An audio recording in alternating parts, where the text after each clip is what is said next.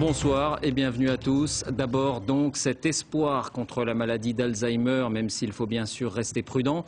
Le professeur Beaulieu a présenté aujourd'hui à l'Académie des sciences ce qui pourrait être selon lui une protéine efficace. Rappelons que 800 000 personnes sont concernées en France, 25 millions dans le monde. Jean-Daniel Flézaquier, Bernie Merriot. Pourquoi vous venez à l'hôpital? J'étais perte, disons, de mémoire. La mémoire qui flanche, les visages qu'on ne reconnaît plus, un enfermement progressif. Tout cela parce que des cellules nerveuses essentielles à la vie quotidienne meurent. C'est la maladie d'Alzheimer.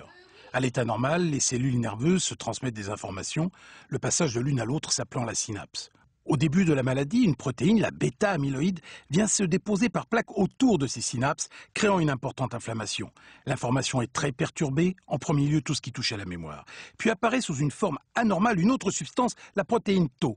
Ces dépôts vont entraîner à terme la mort des cellules nerveuses. On ne sait toujours pas bloquer efficacement l'un ou l'autre de ces phénomènes. Mais aujourd'hui, l'équipe du professeur Beaulieu pense tenir une piste nouvelle.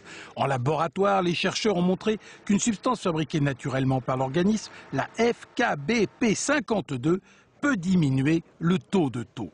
L'idée est donc de mettre cette substance nettoyeuse au travail. On peut la stimuler pour rendre plus efficace l'effet de cette protéine FKBP52 pour annuler les effets pathogènes qui donnent la maladie de Tau.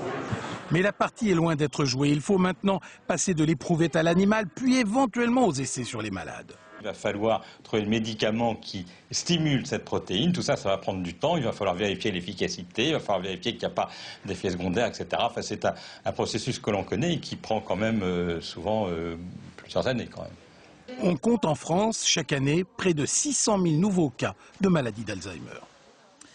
Bonsoir Jean-Daniel Flézaquier, vous nous avez rejoint pour en savoir plus. Que faut-il penser de cette annonce selon vous? Je dirais que c'est un espoir qu'il faut prendre avec une énorme prudence. Vous savez, il y a aujourd'hui 643 essais cliniques à travers le monde. C'est-à-dire qu'on teste actuellement 643 médicaments, prototypes de vaccins, biotechnologies sur des patients atteints de maladie Alzheimer. Et pourtant, on ne dispose que de 2 médicaments qui sont un peu efficaces en début de maladie. On avait un vaccin qu'on a retiré parce qu'il a produit des accidents infectieux graves.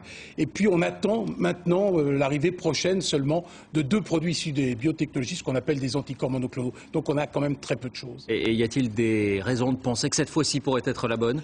Alors là, je dirais encore on marche un peu sur des œufs. C'est vrai que l'idée est séduisante parce que c'est une voie, cette fameuse protéine Tau, elle est impliquée dans plein d'autres maladies, des maladies dégénératives, mais aussi dans certaines formes de cancer. Donc il y a certainement déjà beaucoup de médicaments qui sont en fabrication, qui sont évalués et qui pourraient servir justement de dopant à cette fameuse substance nettoyeuse qu'a isolé le professeur Beaulieu. Mais on n'en est même pas encore à l'essai sur l'animal, donc restons très très très prudents.